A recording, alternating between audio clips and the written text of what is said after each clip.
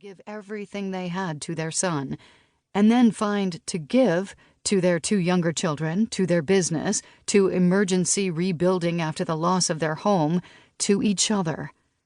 Evidence of their sheer capability that stays with me comes from that June, after Ari returned home with his new transplanted heart. Leaving the hospital was a goal the doctors and the family had worked so hard for, and the celebration filled the hallways with the staff cheering Ari as he made his way out the doors. But beyond the celebration lay the daunting task of managing Ari's care, a full-time job in itself.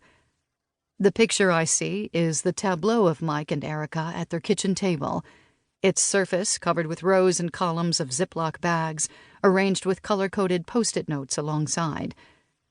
Ari was sent home with 23 different medications, each with its own exact dosage and to-the-minute schedule. The regimen would have overwhelmed any set of caregivers short of a staff of veteran nurses. Mike and Erica were the staff. "If we make a mistake," Erica said, "we could really hurt our son." Without any room for error, they made none. They created a system, organized the medications, developed the schedule, and administered the medicines. How? With the highest stakes possible, how did they manage it all? How did they stay on task without surrendering to the fatigue or collapsing under the burden? I marveled at it then and still do. But Mike and Erica did more than bear it, more than carry on and get by. They made it through the greatest loss conceivable, yet intact and connected, productive and purposeful.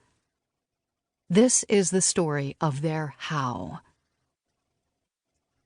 Ultimately, I asked them the wrong question. What I understand now, through Mike and Erica's story, is that their aim was never simply to endure, not when they first learned of Ari's heart defect, nor when he survived 2 surgeries before he was born, nor when they waited for a heart transplant, nor when his body rejected it, nor when they lay with him in his final hours. Their goal was greater, through it all. Their mission was to remain fully and resolutely alive, in intention and action, motivation and result, in all the ways they needed to be, through challenge unfathomable and immediate. They know, and continue to prove, that enduring gains its greater meaning as a step toward a much higher ideal. Prevailing. Tom Rinaldi, December 2020. Prologue. Editor's note. In some books, you can skip reading the prologue and you won't miss much. This is not one of those books. Happiness can be found in the darkest of times, if only one remembers to turn on the light. Albus Dumbledore, Harry Potter, and the Prisoner of Azkaban. Mike. There are some moments in your life that change you. Defining moments. Sometimes a moment prints its stamp on your life instantly. Your eyes meet across the crowded room, you land your dream job, the doctor says cancer. Other times, the seed of that moment takes years to bloom, but looking in the rearview mirror, you can trace its growth back to a turning point.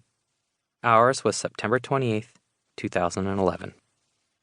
In the days before we were happily married with children, we were happily married with Toby, the bagel-crazed, foul-breathed Cavalier King Charles Spaniel. Married to each other, that is, not the dog, though he might have argued otherwise. Life was fairly quiet when we started to cruise open houses on Sundays.